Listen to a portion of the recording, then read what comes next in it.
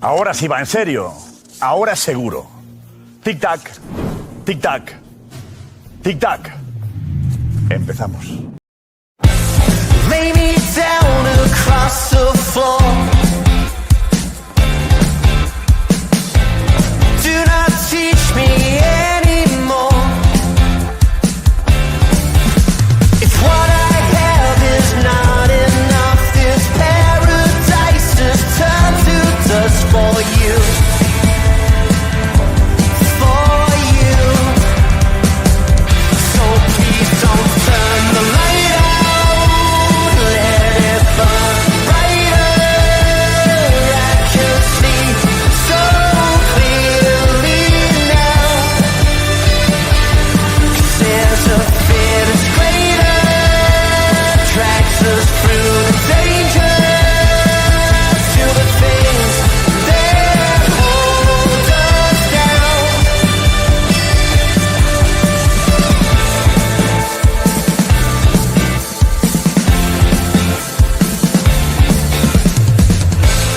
Drag this tide out through the night. I'm still unsure of what is right. But the last time we celebrate this quiet hour, I will wait for you. For you.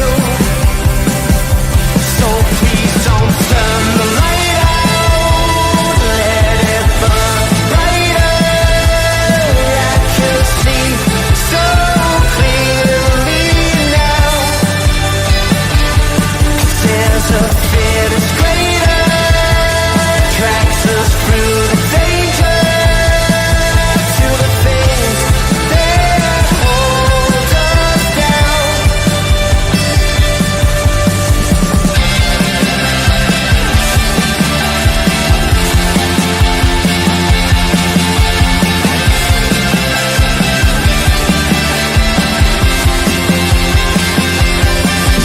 I try to fight what can't be seen, and what there was will never be still. Other ties that we can't steal, and can't deny the way I feel. So don't turn the light out. Let it burn brighter. I can see so clearly now. For every fear that's fading, another heart is waiting. It takes a man to hold things down.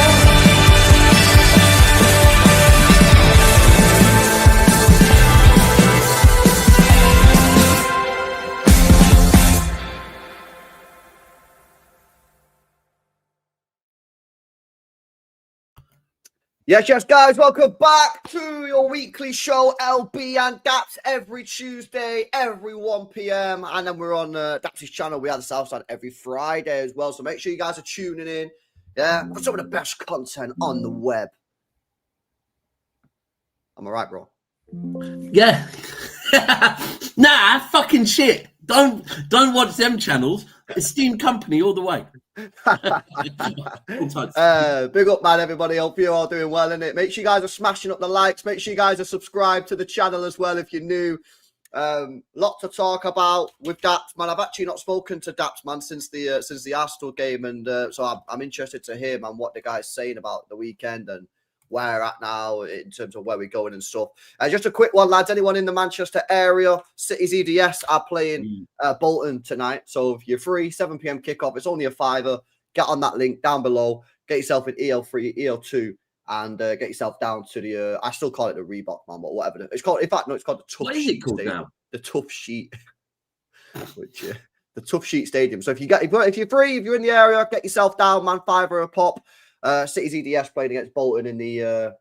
I think it's not called Papa John's. Is it called Papa John's now? Is it still called Papa John's? Or what's it called? Not Papa John's. What, St. Pete tomorrow? Trophy.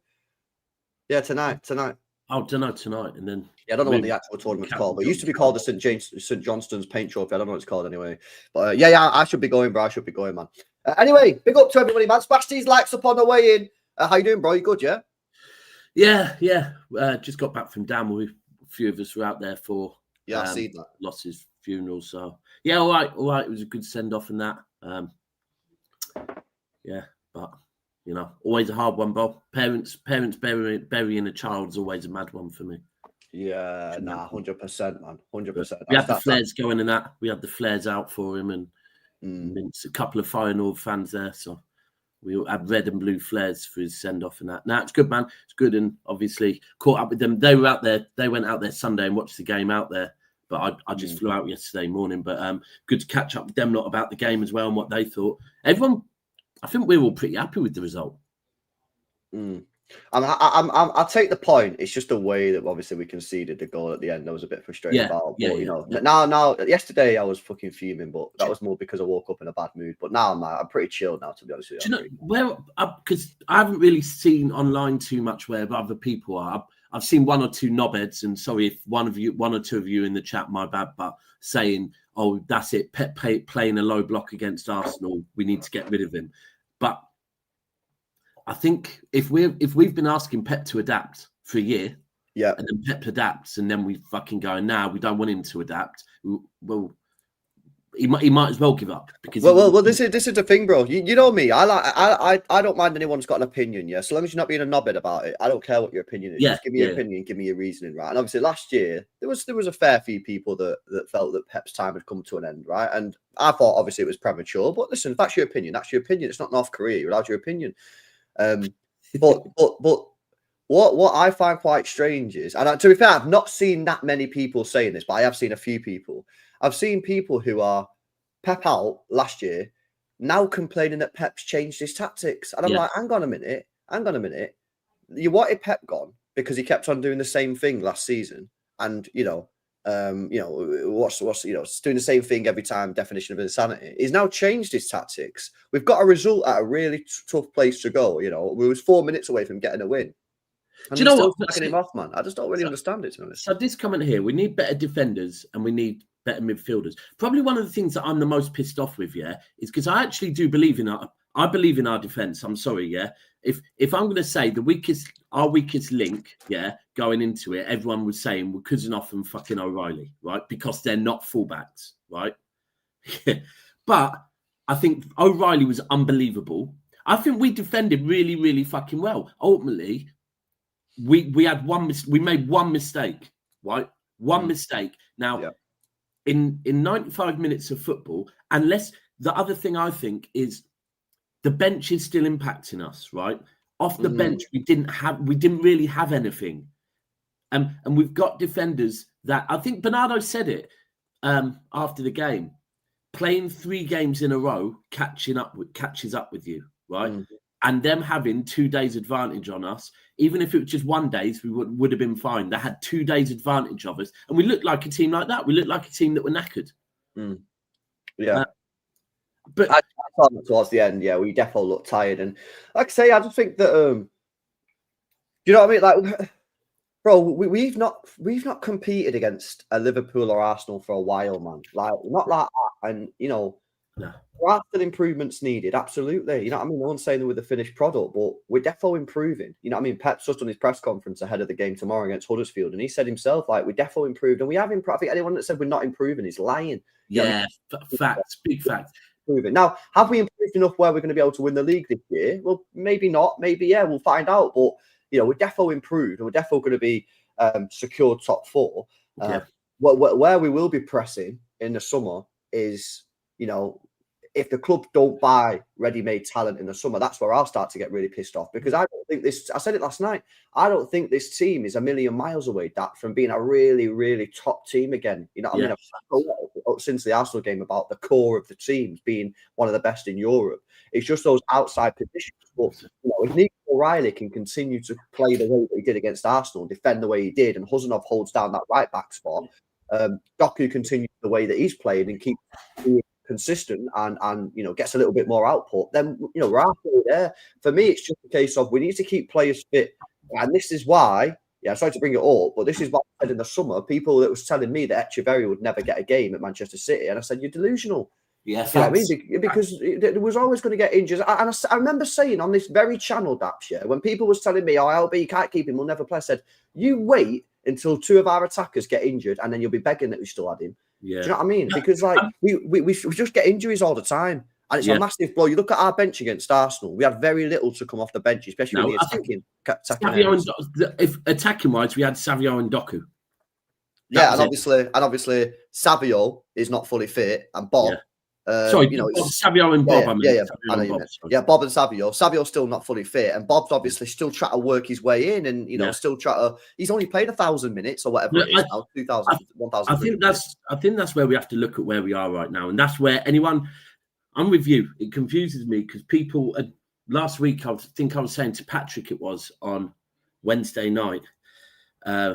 True City fan. He was kind of. It felt like he was wanted to moan about Pep. And I said, I understand me and you spent a lot of the summer moaning about what we need to see from Pep, right? And the fact that, for me, I'm seeing it confuses me why I'd be moaning about Pep right now, right? Because we're seeing him adapting every single game. We're seeing him changing. We're seeing him giving players that we want chances. Like, the only one that Patrick keeps going on about is Nico Gonzalez. And my whole response to that was, can we please fucking stop this Nico Gonzalez glaze? Who would you start him over, right? Why do you, like, for me, Nico, correct me if I'm wrong. I don't want to start slandering him, but was it Nico that should have run the ball to the corner? Reinders, and then Savinho should have done better, and then Nico G should have done better. Yeah. All three of them, really, but Reinders started it off, But I just think at the moment, Pep's doing the right things for me. Like, he's doing the right things. And now it's people trying to cling on to any sort of agenda. And like a Nico G agenda can't be an agenda when Rodri's back. It's no longer like, I get it. If Rodri isn't fit, but Rodri's looking like he needs the game time. I think last week was a lot for him. 3 games for him was a lot. But in the long touch wood, in the long run, it's quite a promising sign to us so far that he's not pulling up or nothing. He's starting to get run of games together. And I think, I don't know if you'd agree with me, but the last 3 games in the last week, he's better each game. I think so, yeah. And I think he's had different types of games, you know what I mean? So obviously the United game, we didn't actually have as much ball as many people would have thought we would have had. And so therefore it was a really intense physical game for him. That's why he was absolutely knackered after 60 minutes and had to be subbed off. Yeah. Then obviously he played 4 days later. I actually didn't want him to play that game. However, because thankfully they got a red card, it was quite easy for him in the sense that wasn't really a physical game. That was more like an old school Rodri on the ball, passing and stuff like that, and, making plays. And then obviously the game against Arsenal was a little bit more like the United game again, where he's, having to really, really work hard from a sort of physical point of view and really put a shift in. And of course, in that game, he didn't really look that knackered towards the end. Obviously, he did look tired, but he didn't look like he was against the United game. You can see his in the space of a week, you can see that his fitness levels have already gone up massively. Yeah. You know what I mean? So for me now, because he's just had a really, really, really intense week, I'd leave him at home tomorrow. I wouldn't even take him with the squad for the Huddersfield game, to be honest with you. And then I bring him back in for the Burnley game. Do you know what I'm saying? And then arguably, I'd really consider about whether or not you need to start him against Monaco as well. You know what I mean? You do have Nico Gonzalez available. I know Monaco's an away game, but as people were saying, they got ripped off of Bruges. And I agree with you on that, Again, you take him out against Monaco, you play him against, I think it's Everton at home. And then I think you got Everton. Yeah, you're right. Hold on. If Monaco's before Everton at home, is it? Yeah, Monaco. Yeah. Don't start him again. That's a physical game. The Everton game is going to be a physical game. Oh, sorry. So it's this, right? It's we got Burnley. Obviously we got Huddersfield tomorrow, which I imagine everyone agrees that he shouldn't even be in the squad. Then we got Burnley at home, play Monaco away. Personally, I wouldn't play him in the Monaco game. I'd rest him in that game. Is the next one Brentford away? Yeah, Brentford away, which he needs to start. Everton at home, then it's the international break. Yeah. So that's how I personally play it. I think we should be able to go to Monaco with a midfield of Nico. You'd have to play Bernardo Silva with him. I think you need someone next to him, but you play Nico, Bernardo Silva, and then either Foden or Reinders in the 10. And I think that's more than capable of getting a win. I don't think you have to play him there. But I think it's a real positive that Rodri is staying fit and looking good. And if you actually think back to some of the games that he played in the Club World Cup before he got his injury, it's like concerning. Bro, yeah, he was looking a little bit off the pace as expected. This isn't criticism; it's just an observation. He looked a little bit off the pace. Some of his passing was loose passing. Whereas you're looking at his passing against, Arsenal, against Napoli, it looked like old Rodri. It's just tightening everything up now, isn't it? It's about getting that physicality up there and just getting everything dialed in. And I think this is the thing we need to like. I said before the game, I'll take a point, but I had a feeling in my head that we were going to get something, right? I just kept thinking, do you know what? I think they're underestimating us a bit, and I think they're underestimating because every Arsenal fan I spoke to were like, "Nah, you ain't gonna come here and give up possession. You ain't gonna come here and play a low block." And I was like, "Okay, if that's what you think," I said, "But Pep's moving a bit different this year." So then we're 3 minutes away from getting 3 points, and the reason why I wanted the 3 points was the clean sheet. I really wanted that fucking clean sheet, right? Because all I've been getting off of Arsenal fans is City's defence is shit, City's defence is shit, City's defence is shit. And I honestly believe our defence has the potential to be fucking brilliant. Right? I agree. And I think with O'Reilly, maybe, and I'll be honest with you, right now, for me, my man's not walking back into the team. I agree. Idore's not walking back into this team for me. We had this conversation yesterday. Pep now needs to decide, you know what, Nico O'Reilly is a left back, right? Because he's fucking quality. He's absolutely quality. He's physicality, but also the fact that he is composed. Pep loves a fullback that can get involved in the rest of the game. Well, O'Reilly's that guy. O'Reilly's that guy anyway, naturally. So for me, I'm going with O'Reilly. Kuzanov, look, I don't want to say it's coincidence, but the last 2 games that we've been 1-0 up and we've ended up not winning, he's not been on the pitch. Kuzanov has left the pitch, right? I'm sorry, but I think Pep knows now as well. I think even the fact that he was someone that Bernardo mentioned straight away, said, I think he was playing through the first half with a bit of an injury as well. So, but I was happy with how we performed, but I think it tells you where we are. Like what's this? This is Pep in his press conference speaking on Abdelkader Huzanov. He said he can play as a centre defender, all positions at the back except for left back. He's not a player that can create a lot up front, but his side is unbelievably solid and stable. His physicality, backwards recovery is like Kyle Walker in his prime. He's incredibly focused, so young, and he wants to learn. He's been really, really good against tough opponents that we faced. His first experience coming from Uzbekistan to French football, 8 games in League One. After there, came here in a season that was difficult. When you come in and everything is set and clicking, it's easier to settle, but he's incredibly open to learning quick. I think you can smell that he's an incredible top signing for the many, many years at this football club. This guy will make a career at Manchester City for many years. Facts, bro. Facts. That's what we need to hear. Facts, bro. He's a fucking baller. You know what I mean? And it's like, you know what it is, yeah? You know what's funny? You just mentioned how people are saying our defense is shit, right? You know what happens, bro, in life? Is people are sheep. Yeah. What happens is, people are sheep and everyone's always late to the party because they don't actually look, they don't actually observe, they don't actually. That is it. That's it with Kuzanov, man. And that's it with Kuzanov. And it's the same thing. People are still saying our defense is shit, even though when you're playing this back four, it's not shit. People are still saying that Abdelkader Huzanov's a bad player, even though he's been one of our best defenders for the last 9 months, bro. This is the thing, and it was so fucking obvious from that first game. And this just shows me when rivals. Obviously, me and you do a lot of shows, LB, with rivals, right? So we get to hear them when we say certain things about players. And when I've been saying about Kuzanov and people like Kuzanov, and they laugh and I go, you watch the first 10 minutes of that Chelsea game, innit? You watch 10 minutes of a Chelsea game and you formed your opinion on him, right? And that is, but the sad thing is, it's not just them. It's all the actual mainstream pundits did the same thing. They've just focused on that first 10 minutes. He's been unbelievable. And I'll be honest, I think Vardy and Diaz looked Diaz looks completely different in it. Last 3 games with Vardy next to him, with Cousin off the other side. Looks complete. It looks like all of a sudden Diaz can get back to doing what Diaz does best, and he's not looking like a calamity anymore. I think with Diaz, right, and again, this is just a sort of like theory. I think Diaz needs to be in a stable back four. Yeah. Right. Because I think he might be somebody that overthinks things. Right. And when he's in a back four with players that are not good, or are nervous, I think he starts panicking.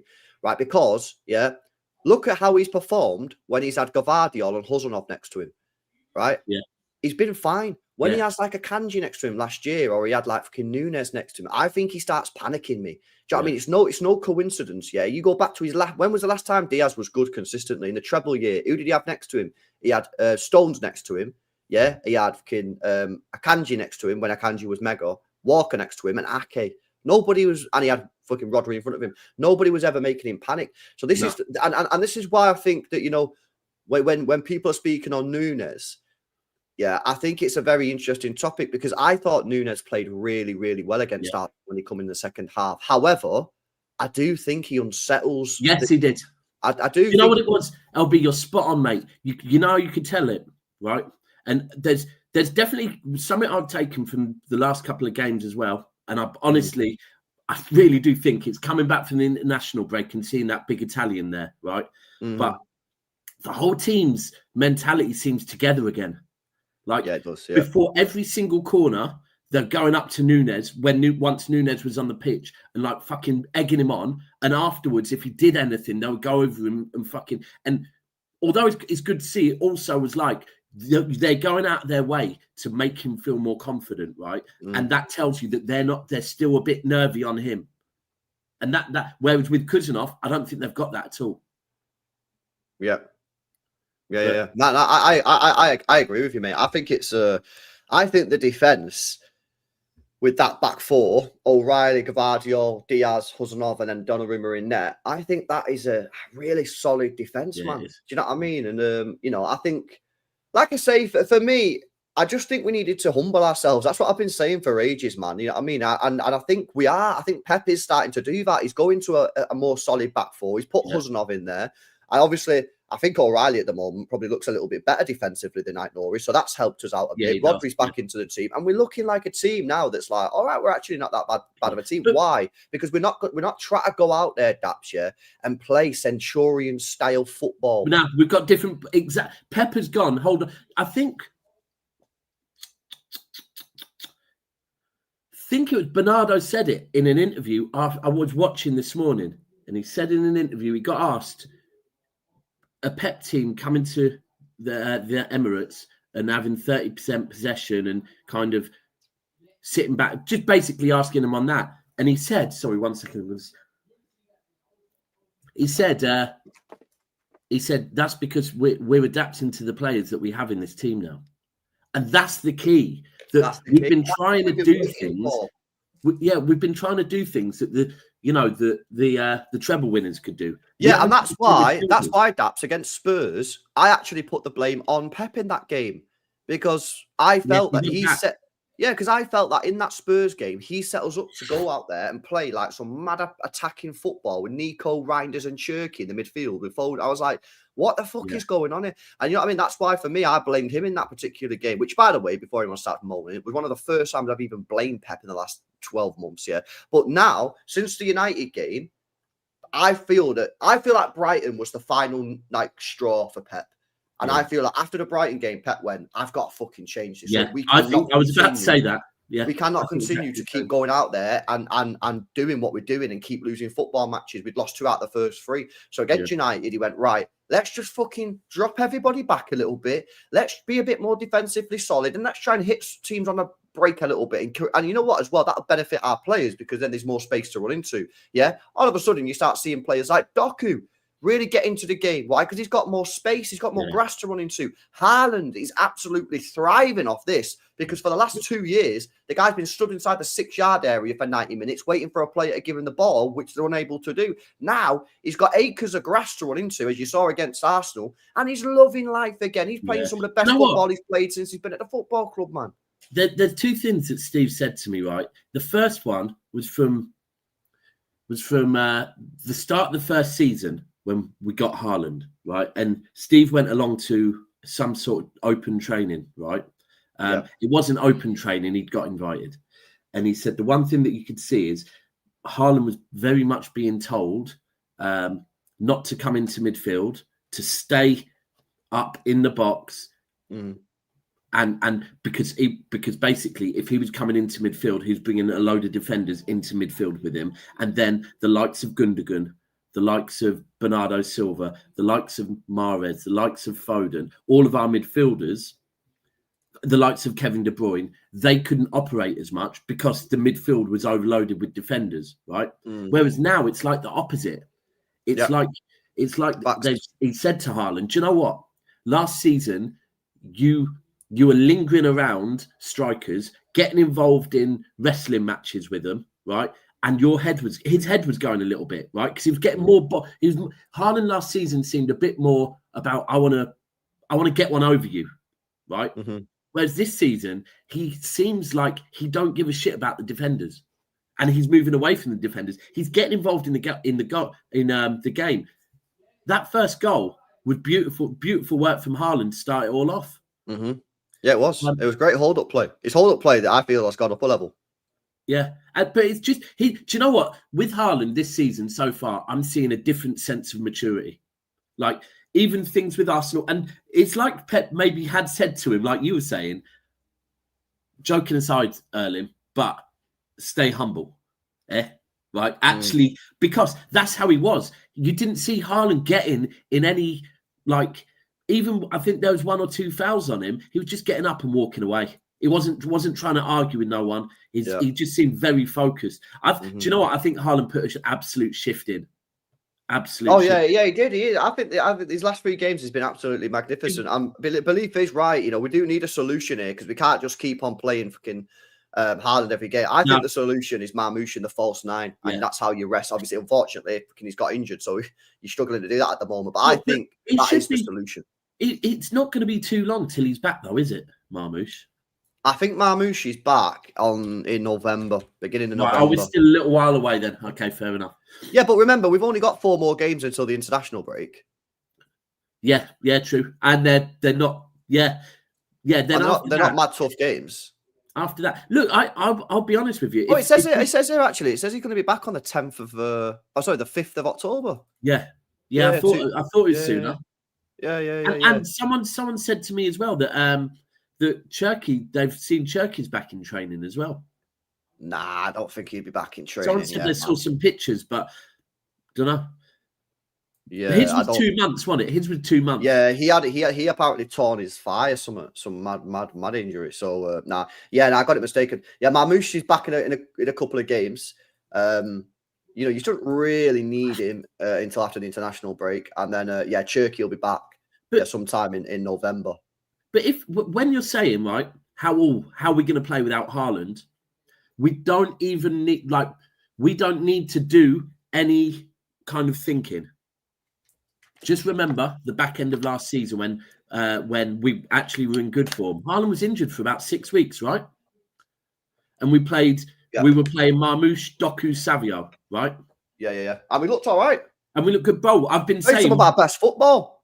We did. And the difference is that was still under Pep with no Pep Linders. Pep Linders, Marmoush, Doku, Savio, or Bob front 4. I think that'll work a treat. Yeah. I think that's how you do it. You know what I mean? Like, not being funny, man, but we should be able to go to Huddersfield tomorrow without Haaland and win. Do you know what I'm saying? Yeah. And then, you bring Haaland back in. Haaland's just going to have to... The thing is, if we are getting better, we should be getting in positions where we go 2-0 up.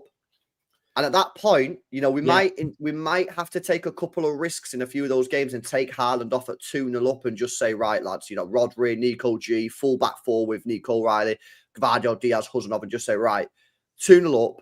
You've got all your best defensive players on. You throw Nico G on with Rodri, and you just say, right, lock that off, and just secure the win. You know what I'm saying? Just to give Haaland some rest in those games. Yeah. Do you know what? One thing, and You could see when Haaland came off, you know, the way Pep spoke with him. You could see how happy Pep was with Haaland, right? I think he must be, but I can't lie, bro. Haaland, you should have squared that fucking ball, mate.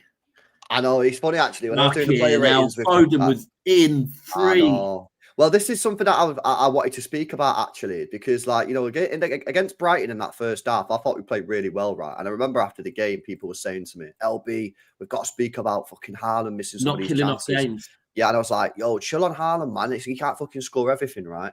But like against Arsenal, right? We had obviously the goal, we had the chance where he could have passed it. Doku got in as well. This was all at 1-0 up. Yeah. And like, you know, as much as we have to talk about the error for their goal, Reinders not taken to the corner flag, blah, blah, blah, blah, blah. I do think as well, you do have to highlight that we are getting into positions to get, if we would have got that second goal against Arsenal, the game's done for me. It was the same against Brighton. It's the same against Brighton. 1-0 up and we didn't kill the game off where we had chances. I've said this a few times, however much we can look at defensive errors, but like Haaland should have played that through so we could all see it. I mean, it is what it is. Look, you don't want to moan too much about a player that's fucking... That's where I'm at, man. I feel fucking nasty moaning about Haaland because it's the only fucking guy that's scoring. Have you seen our top scorer so far this season? What? Haaland? No, the club. Have you seen the City's top scorers this season? It must just be Haaland. Yeah. It's Haaland on 7. Not one single player has got more than 1 goal. Has he got 7? He's got 7, and then you got these guys on 1. And I'm like, bro, like, and this is why I feel dirty when people are saying, "Oh, bro, you need to mention Haaland, speak on Haaland missing the chances that could have killed the game." I'm like, I get it, I agree, but at the same time, bruh, he scored 7 goals in fucking... Nobody else fucking scores in the team. And like, you know what I'm saying? So we really need some of these other players to step in there and start putting a ball in the back of the net as well, because otherwise, fucking this guy, it's just going to be it. Like, I think Reinders is going to do well. I think he's going to score quite a lot of goals this year. Let's see what happens with Doku, man. Reinders seems to be that... There's been a couple of times now he breaks with the ball, and when we break at pace, it seems like he's... I don't know... Do you think this team, the way we're playing at the moment, is very heavily influenced by Pep Linders? Because I'm really starting to think it is. I think there's an influence on it, but I also just feel that like Pep Guardiola was always going to have to make a change at some point in the style of play, and it just so happens that the style of play that we're going for is similar to what Linders wants. I don't think Linders has come in and said, "Right, Pep, this is what you've got to do." I think Pep Guardiola's gone, "I need to change it. This is how we're going to play," and Linders is just so happens to be there, and that he likes that sort of style as well. You know what I mean? Yeah, I don't know if it could be Pep. Maybe I would like... Linders has written a book before. Maybe he'll write one about City, but I don't know if he's walked in, looked at the wingers, and gone, "Look, you played with wingers last season, touchline wingers. How did it work out for you?" No, I hear it, man. Right, look at when you were playing with Sterling and Sane, because they weren't playing like touchline wingers. They were playing more like inside forwards. We've gone back to that. So we do know Pep likes it, but it's, for me, and we've got to talk on it, you just put his name up there, the GOAT. Jeremy Doku, bro, it's a different player. I think this is the best he's looking, man. You know what I mean? Like, for me, like, you've got to get him inside. We've been playing him much more inside. He's been having much more space to run in. I think the decision making that he's making is there. I mean, the thing is with Doku, bro, the talent is there. Yeah. Yeah. The talent is there. I've always said if the guy starts getting output, he'll be one of the best wingers in world football. Yeah. It was always mad inconsistent. Mate, even that pass for Haaland, the one that Haaland should have crossed to Foden. Yeah. Unbelievable ball. Unbelievable. Everything he's doing, and maybe it is he's a confidence player. Maybe... I mean, we've seen that apparently Colo and Linders. Colo and Haaland and Doku have been working together apparently on a way they can communicate better. And you can fucking tell. And this has been my biggest gripe, with Doku and Haaland and the coaching setup over the last 2 years. And it's that the guy only had 1 assist, bro, in 2 years. Yeah. And I was just like, that is just fucking abysmal, mate. You know what I mean? And like, when I seen that tweet a couple of weeks ago that says, "Oh, apparently Doku and Haaland are starting to work together so they can connect on the pitch," I was like, one, that's fucking stupid that it took that long. And 2, prove me right, because I knew it was fucking right, because it's not. And now you can see in these last couple of games, Doku and Haaland are seemingly starting to make a connection on the pitch. And if that happens, and the thing is with Doku, Doku's always had good numbers. And chat know that I'm fair on Doku, man, because even though I didn't particularly rate the guy highly, I always defended him. The guys have got good numbers. If you check his G&A per 90 minutes, it's actually pretty good.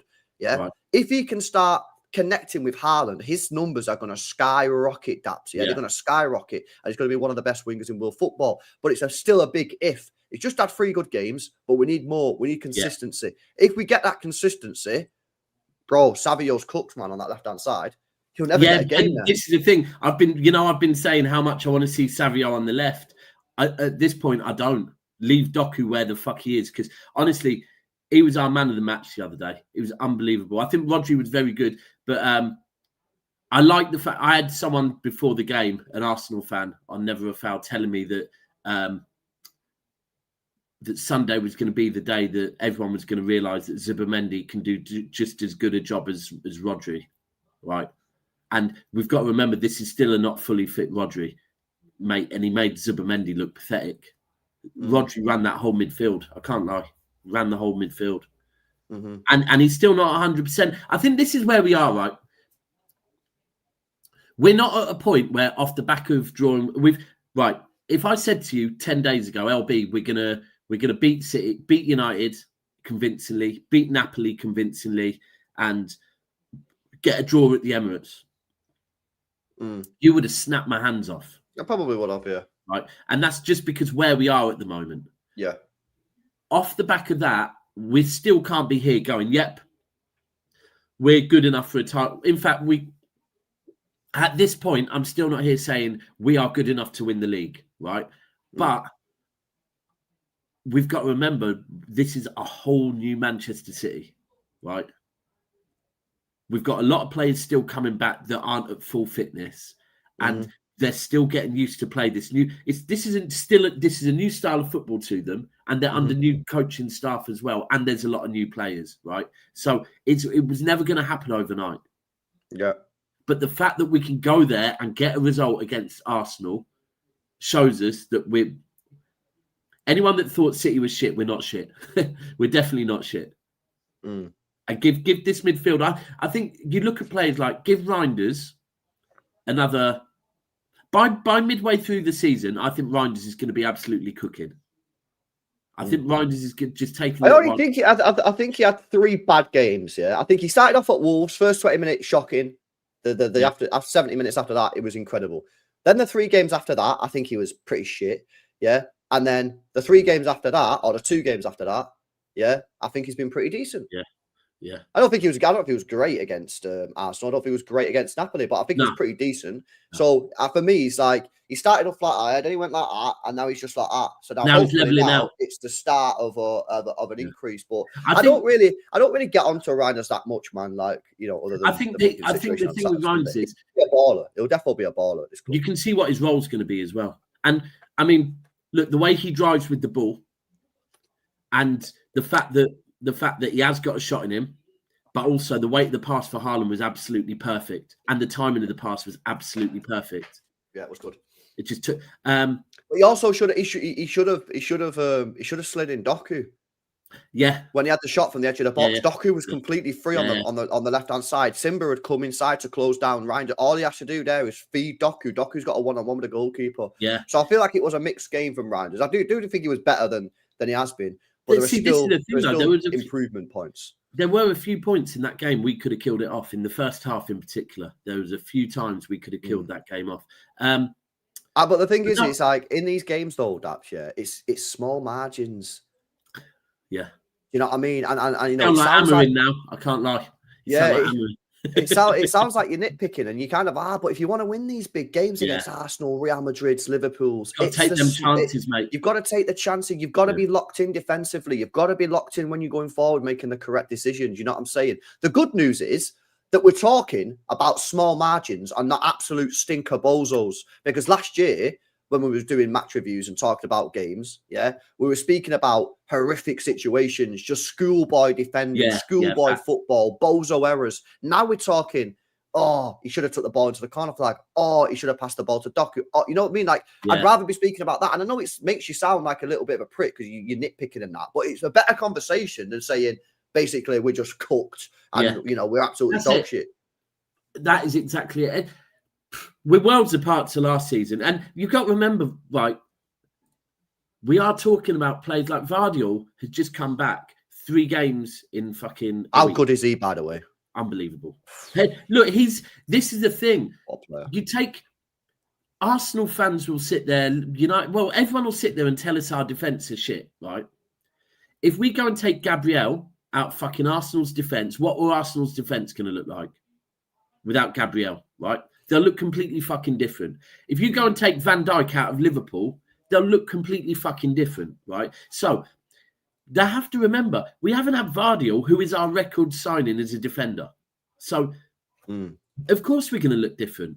But I think with him in the team, he's the definition of a Rolls-Royce defender.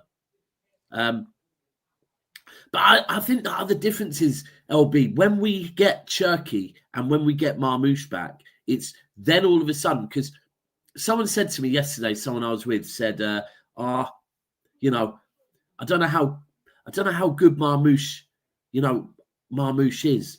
And I said, Marmoush off the bench is fucking unbelievable, mate. I said, but also the way we're playing now, the way we play, the way Doku is playing, Marmoush can do that role. Yeah, but you know what's funny, right? Is I remember a couple of weeks ago, right? And I don't know if there's got to be people in the chat remember me saying this, right? I forgot about Cover as well. There's another one. 3 names that if we had Kovacic, he would have came on in that second half. Yeah, I think Kovacic is gonna. I remember having this conversation in the summer when I said, out of the 3 unks, for me the one that I would have kept the most is Kovacic. 100%. And I remember people going sick saying it's a stinky opinion and it's a. I get that all the time. Bro, it's crazy. But you know what, bro? Yeah, you know what I remember saying a couple of weeks ago, right? I remember saying, I think Marmoush might struggle for minutes.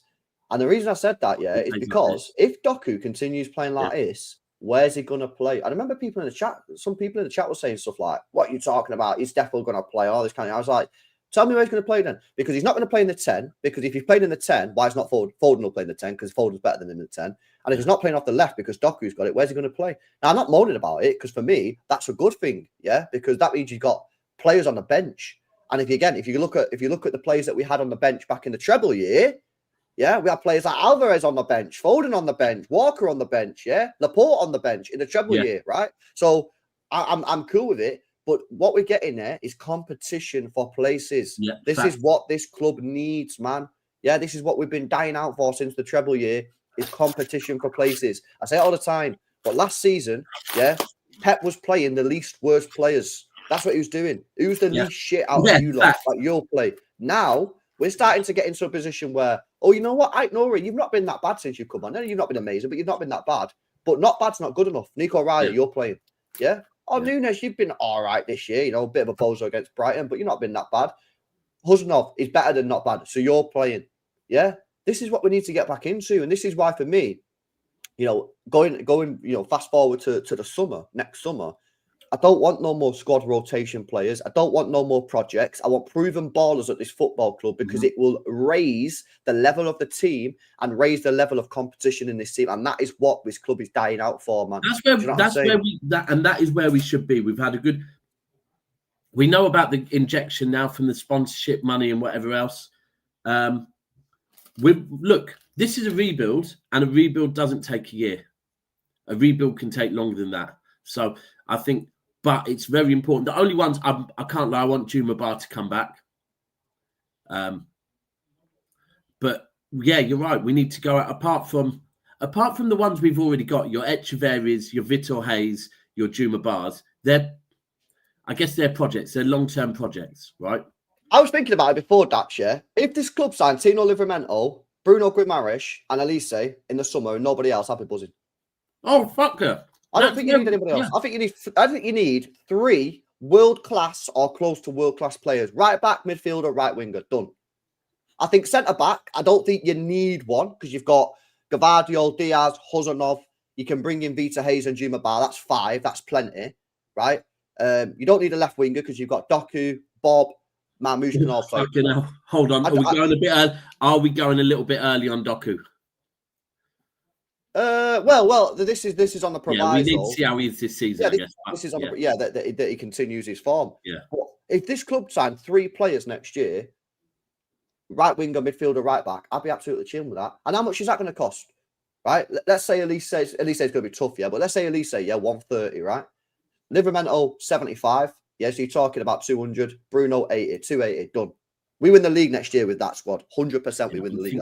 I'm just thinking midfield. We win the league squad next year. 100%. Yeah, we probably need to.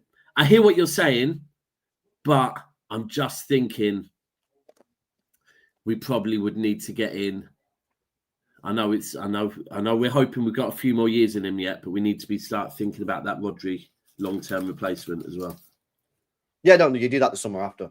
Adam Wharton. You hope and pray no one buys Adam Wharton next year. Yeah, everyone's on him, mate. Every fucker's on him. Everyone's on him. I think it's more important that next year that we get. The thing is, if you go get Bruno can play in the 6, so you've solved that problem for next year. He's still on the Bruno, bro. I was there with the. Are you still? I'm on the Bruno thing, man. Still on it, yeah. You still.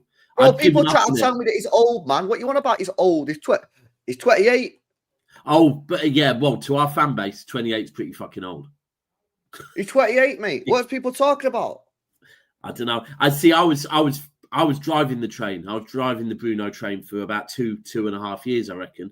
But I don't know. The thing is, as well, right? If they don't finish Champions League this season, I think he might say to Newcastle, "Listen, I've been here a while now. I've never disrespected the club, unlike Isak. Yeah, got 2 years left on my contract.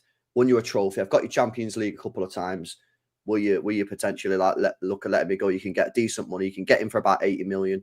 You get rid of me at 80 million. That'll help with the PSR. And I agree with you on that. I think. I'd double raid. I'd do a double raid on Newcastle. I'd do a double raid on Newcastle. And if they don't get Champions League, which is possible, if they don't get Champions League, I think that might be able. I can't lie. I was on the Bruno train, driving it. But you know, in cartoons where you can see the bridge ahead. Oh yeah. And it's like the bridge isn't there anymore, and the train's about to fucking fall off. And I saw another train with Tonali on the side of it, so I jumped on that one. Tonali, I don't mind Tonali. I just think Bruno's better than Tonali. I think Tonali. I do like Tonali, but I just think Bruno's better. Like when we've been linked with Morgan Gibbs White, I was like, I prefer Tonali, but I think we're going to go back in for Morgan Gibbs White, mate. I think we'll go back in for him. The reason I don't want Gibbs White is because I think I need someone who can play it a little bit deeper. You know what I mean? And Bruno can step in for Rodri. Like Gundogan used to do. You know what I mean? And then you've got another option there as a 6. So that's why I'd look at him. Anyway, let me have a look at some of these chat. I smashed these likes up as well, people, man. Smash the likes up. Make sure you guys are subscribed to the channel as well if you're new. So make sure you guys are checking out South Stand. I'm on there every Friday as well, about 11 o'clock. So make sure you guys are checking that one out for the early shows, man, on a Friday. I'll be doing a late night stream tonight because I think I'm going to go to that Bolton game. So late night stream tonight, boys. Big up Darcy, man. 23 months. Says big ups. In a year's time, Huzanov will be recognised as a top 5 defender in the league. I love that guy. His ceiling is so high. Yeah, facts. Not even just his ceiling, bro. He's already mega now. That's the thing. From everything I've got out of the club, everything I've heard has always been from the minute we signed him that they believe he's going to be a top defender. And one of the reasons they got him in January wasn't because we needed him from January. They got him in January because they had a feeling that if they waited till the summer, someone else was going to come in and take him. And they were like, "No, we've got to get Newcastle. him." Newcastle wanted him. Newcastle wanted him. He's sorry, I fucking love him. I absolutely love him, man. I think he's mega, mate. I think he's Rolls Royce player, and you know what I mean. The thing is, as well, right? He don't make many mistakes, right? But those sort of like rash challenges where he's giving the cheap free kicks away, he'll stop doing that with age and experience. So that's just a time thing, man. But as a 100% as a defender, it is. I just think he's got everything, man. And it's even little things like Cass picked. I was watching the game with Cass, and he picked up on. There's one time where I think someone lost the ball, and Kuzanov straight away he could see the danger, right? of where the player was going to be, and he didn't go. Someone else went to the player, and Kuzanov's cover was fucking perfect. Cass just goes, look at Kuzanov's, put the fucking burners on just to get back to the position where the danger's going to be. And it ended up getting stopped before, but it's the fact his reading of the game is so good as well. He notices danger quickly. And who was it that he absolutely cooked someone for pace down the left-hand side as well at one point? Oh, who was there left? Who was there? Who was playing on? Trossard. He absolutely cooked. He cooked Trossard. Cooked Trossard. Yeah, he was just fucking mega. Same with actually Doku cooked Timber one time as well. Absolutely roasted him.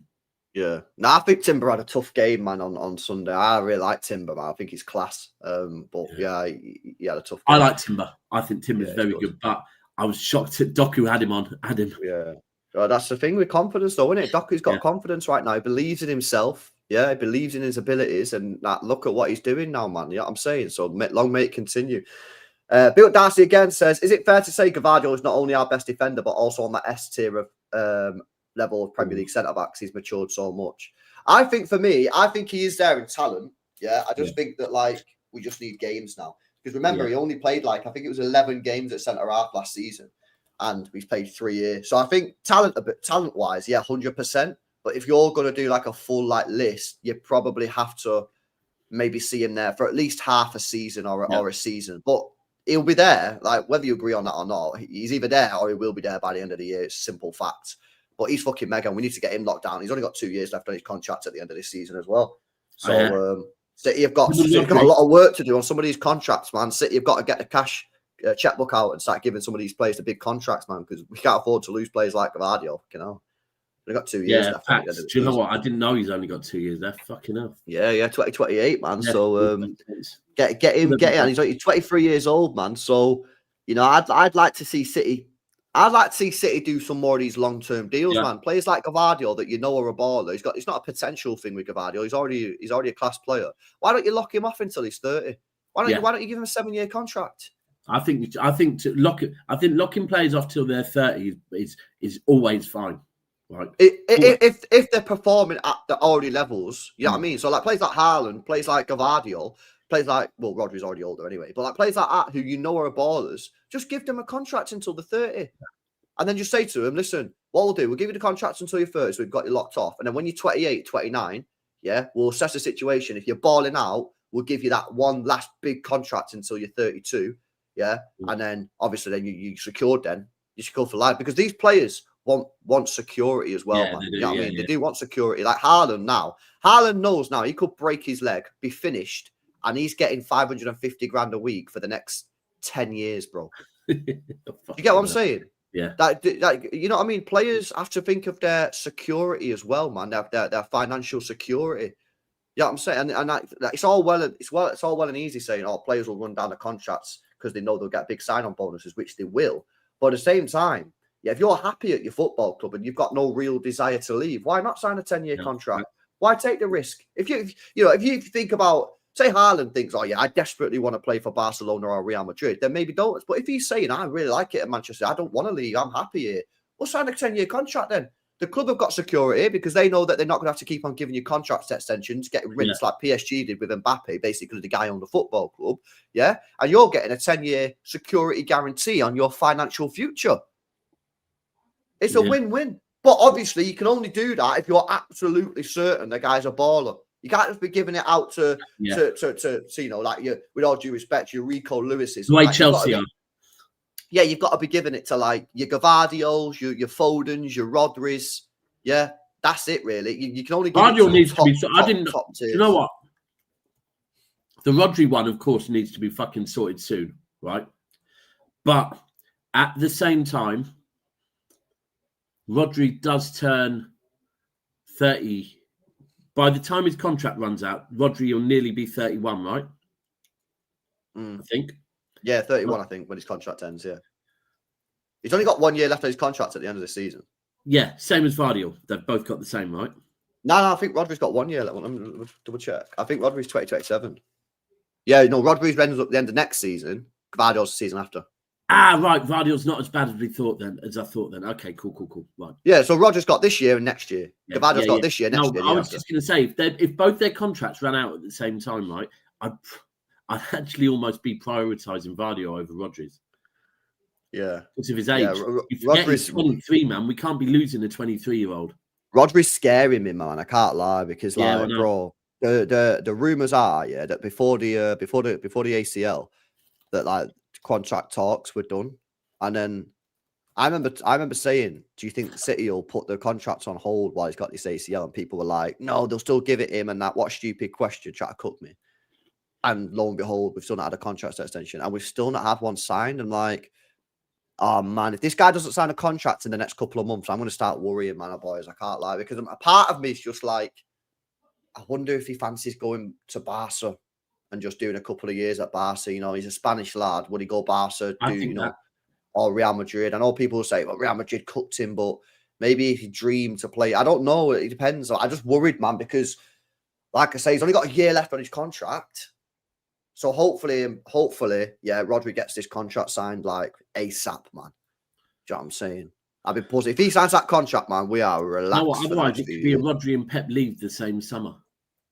Oh, fuck it hell. I couldn't imagine that, mate. That is a stinker, isn't it? Imagine that is disgusting, man. I can't lie if that happens, man. It would be, wouldn't it? It would be they could potentially be leaving the same summer. That would be mad. Yeah, that would be disgusting, man. Hopefully we can get him signed up on a deal, you know what I mean? I think City, basically, he's looking for his last big contract, isn't he? Yeah. And I think City will probably say, right, we'll give you big cash, man. You know what I'm saying? Like, come on, give him the deal. Yeah, yeah. Let's see what else you guys are saying in the chat. Makes it worse knowing he walks into every team in the world, man. Yeah, facts. Actually, it says I need company to bring Elise and Pavlovic to him. That Pavlovic, yeah, is a baller. I remember doing a watch along 3 years ago, seeing him for Bayern Munich, and we was all like, yo, this guy's a fucking baller, man. And now he's balling out for Bayern. He's a top player. Oh, by the way, I'm slow. I know you're on the company train, right? You've been on the company train for a while. And I've always said that I love him too much to have him back as a manager. There's too much risk. But if he just keeps going the way he's going, then I'm starting to hear it now. Yeah, well, the thing is, yeah, obviously, we've got another couple of years of Pep Guardiola, probably, you know, this year and next year, the bare minimum, if he sees out his contract.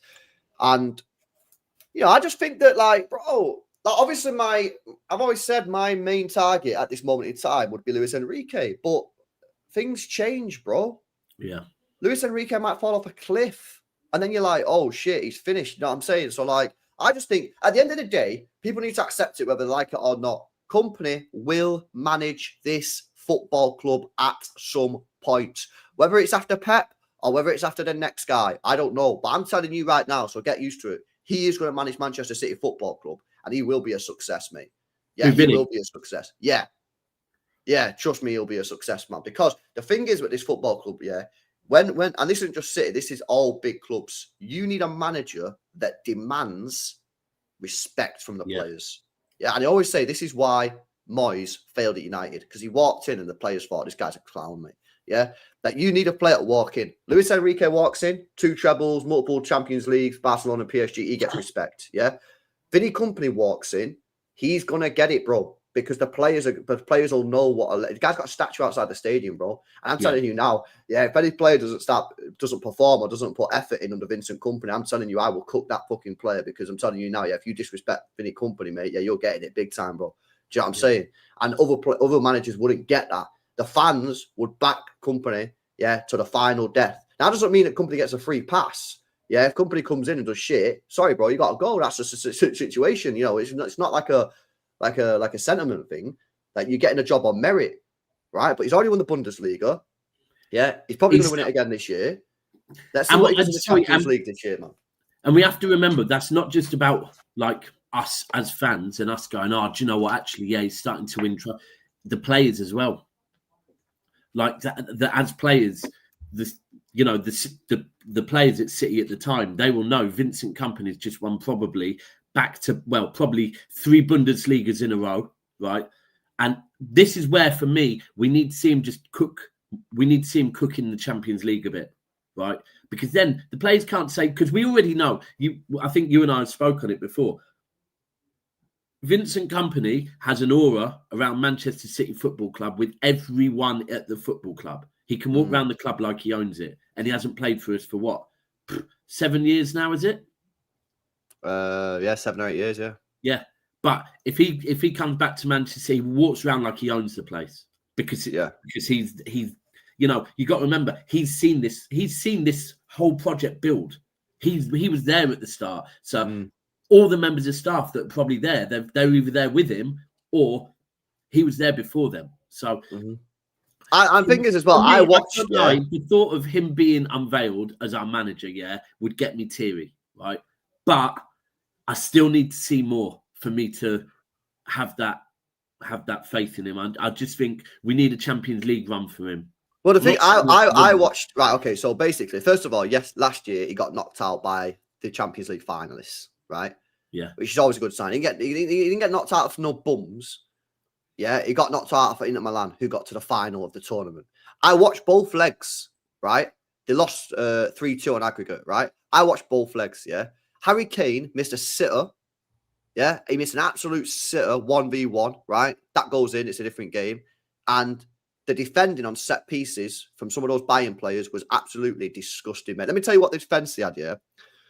They had... someone's just said that. They had Dyer, Erbig. They had Erbig in goal, Dyer centre-back, Kim Min-jae, who was shit last year. Yeah, compare that to Pavard, Bastoni, Acerbi, and Sommer. Yeah. Inter Milan bums. All right. Inter Milan are bums, though. Yeah. But the team who got to 2 Champions League finals in 2 years, 3 years. All right. And sound. Of course, they're bums. How these people saying the bums, Daps? You got two Champions League finals in 3 years. These guys in the chat are calling them bums. How the fuck are they bums, chat? They got to 2 Champions League finals in 3 years, man. What are you guys on about? Fucking mad. What are you guys talking about? They're just hating on the company, man. I'm telling you, bro. Yeah, I see Mario all the time. Don't like being the company at City, man. I know this guy, yeah. These people, they just have agendas for days. Yeah, come on, man. 2 Champions League finals in 3 years, getting them on a bums. All right, and wild, bro. Fucking wild. Anyway, when Vincent Company comes here, cry more, mate. Yeah, exactly. If Inter Milan are bums, what the fuck are we? Yeah, 2 Champions League finals in 3 years, but they're bums. All right, and what the fuck are we then? We must be absolutely dog shit. So now, Inter are overrated bums. It's crazy, man. It's crazy. It's a wildness. Literally, they've got to. This is the thing. Getting to 1 Champions League, you could say someone's overrated. Getting to 2 Champions League in 3 years, yeah, you can't really say that they're bums, can you? You can't fucking say they're bums if they got to 2 Champions Leagues in 3 years. What are we doing here? Honestly, man. Chat's moving mad. They just don't want any company, bro. That's it. That's it, man. Yeah, Mario's been named and shamed. I played a clip, man. Play the clip. You go in prison. You go in prison, and you're getting named and shamed. Mario's in prison, man. Yeah, nice. We'll see, man. We'll see. But you know what, mate? Let's see how we get on now. These next, I honestly, mate, I want a winning run now until the Liverpool game. Well, you said it before. You said it before the Arsenal game, and now we are looking at it, going, do you know what? We go on a little run here, and all of a sudden, fucking happy days for us again. I think we will. I think there's something that the Champions League worries me a little bit because Champions League's weird. We all know that, right? But Premier League, I think City are going to win 5 out of 5 now. Yeah. And if we don't, league's over, finished. Focus on the cups. Yeah, we see. Do you know what? As well, I think will be different. You don't want to say it. You don't want to say it. Yeah, but it is true. You know it's true, bro. Yeah, I'll be honest with you. If Arsenal are how many points ahead of us? I think they're only like 3 points ahead of us, but I don't think Arsenal are winning the league, so it's pointless. Nah, they fuck? There's no way Arsenal winning. But that's what I'm saying. Arsenal are 3 points ahead of us, and I'm already saying, yeah, Arsenal must be looking. Arsenal ain't winning shit. Sorry, and if you're an Arsenal fan now, if you want to be respectful, I understand why you can why you might say, you know, oh, I'm not Arteta out, but there must be a but now because at this point, this manager is not winning you the league. I did a video after the very first game, yeah. Arsenal beating United, and I did a video. Right, I was Arsenal won 1-0, and I was like, these guys ain't winning shit, right? I did a video, right? The title was, "Sorry, Arsenal, you're not winning anything this season," right? And bro, you should see the comments, man. You Oh, should see mate. the comments. People are going, "How can you say this after one game?" Like, and I'm like, these people don't get it, mate. Yeah, No. these people don't understand, bro. I can watch something, and like give you my opinion early, right? And I'll change my opinion. I'll change my opinion if my opinion changes. My opinion changes, but I'll give you my opinion based off of what I'm seeing. Yeah. And it's funny now people are saying, "Nah, they don't think Arsenal are going to win the title." Nah, mate. I'm sorry, but it's mad. Like One the thing game, really, used to like you. I've unsubscribed from the channel. It's fucking Wow. hilarious, bro. But you just look at it so far, right? You look at the Liverpool game and look at the City game, right? Those two performances, they're not good enough to win you the league. And the fact that Arteta, that lineup to have Eze and not start him is insane. To keep Trossard on for that long, in fact, they're just there's no way they're winning the league, because I'm after what I saw on Sunday, I think we'll beat them at home. So we're taking points off them there. Yeah. But as for us, I still think we've got a long way to come. Do you know one thing that will be interesting? Hopefully, when Cherki comes back and when Marmoush come back, they're coming back to a more functional City team. Yeah. So Cherki will be able to slot in a lot easier. When Rodri's back at his best, Foden's now back, Vardy's back. Because do you know what? Vardy's so important going forward as well, Yeah, I got another guy here, bro, after one game. City fan. Come on, LB. I despise Arsenal, but it's the first game. You sound like one of them balloons on TalkSport or Terry on Football Terrace. You're better than this. Let me ask you a question. Why do some fans need to watch a team 5, 6, 7, 8, 9, 10 times, bro? Why can't some people look at something and go, I see a fundamental problem? This is why they're always late on the train. Leroy Sané. I saw Leroy Sané one time for Schalke's under-19s. I said, that guy's going to be a fucking superstar. We ended up signing him. Yeah. Last season, I seen City lose 3 games in a row and said, we're in crisis. We went on and won 1 game in 14. Why do some people need loads and loads and loads and loads and loads of evidence before they give an opinion? Why can't you sometimes see something and go, I see a fundamental situation here? No, I was the same with Cherki. Saw Cherki once and was like, I need that footballer. Yeah, bro, it's a madness. Some people are unable to see it, bro. I seen last year that City were fucked. Said it, and we were fucked. I said Arsenal after 1 game said that they ain't winning the Premier League. Oh, why are you saying this after one? It's 1 game. Why? Why not just say it? I think at this point we're not ready to re-win the Premier League. We're not back there yet. Not where we are right now and where Liverpool are. I don't think we're ready. I think give us another. I think we're gonna second half of the season. I think you're gonna see City absolutely cook. Yeah. I said this last night. I said I do think that City at some point are gonna go on a mad run. Yeah. The question is when, and will we still be in the title race at that point? Because if it comes in fucking May or April or March when we're 15, 20 points behind Liverpool, it's no good. We're not gonna lose. But if it comes now, in these next 5, 6 games, great. We're going to be fucking straight in there. You know what I'm saying? Yeah. So anyway, let's see what's going on. See, for me, I honestly think we're going to, by the end of the season, we're going to be absolutely cooking, because I just can see it. I can smell it. It's just the only thing that might hold us back is fucking injuries. We need to get players fit, and we need to start rotating. We need to start probably prioritizing certain games. And we can't run certain players into the ground, because look, we get another Rodri injury or we get a Haaland injury, then we're fucked. At this point, I agree. I definitely agree. 100%. All right, lads. Make sure you guys are smashing up the likes. Shout out to Sam, says big up lads.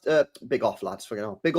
Off to the big fixture at Bolton tonight. In for a fun time, hopefully. Yeah, I think I'm going myself, bro. So I might see you there, man. But yeah, I know Steve's going down there. I think Martin is as well. A few. Nah, man. I like to see some of you guys down there, innit? But yeah, big up, Sam. I appreciate the 8 months, bro. Massively appreciate it, bro. Right, big up to everybody, man. I'll redirect you to Sava. Sava's doing a charity stream, man. So I'll send you over there.